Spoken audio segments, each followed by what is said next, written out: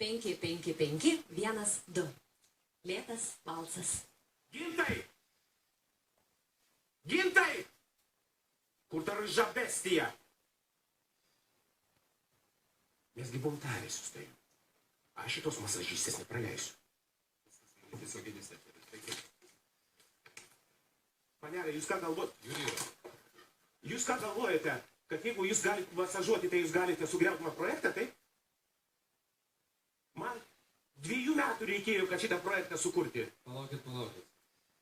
Jurijau, būkit geras, aš suprantu, kad jūs 1,5 metų nekalbėjote ir esat kaip arklys nevalgė žolės metus. Tu geriau eik ir drūkiai pasakyk, kad tai truputėlį ten neveblentų ir raiškiau šnekėtų pavardę.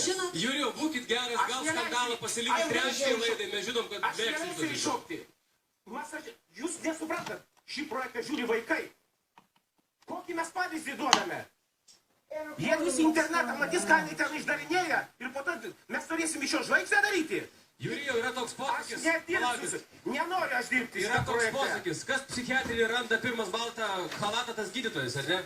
Nepradėkime, būkit geri. Tu nemoralizuok. Šitos porno nereikia mūsų projekte. Jurijau, nenori aš. Ne tik apie Jurijų sukasi visas pasaulis. Nu, kažkaip negražu. Gal paklauskim tiesiog. Turėkime daugiau nuomonių. Jis keista, tai galima padaryti bent jau. Bent kelias daugiau. Ar jūs prieštarautumėte, jeigu Jolanta ir Marius šoktų mūsų projekte? Ne. Ar jūs prieštarautumėt? Tikrai ne. Čia tas pats, ką mes vaikams pasakysime, ar kažkas Jurijau išėjo.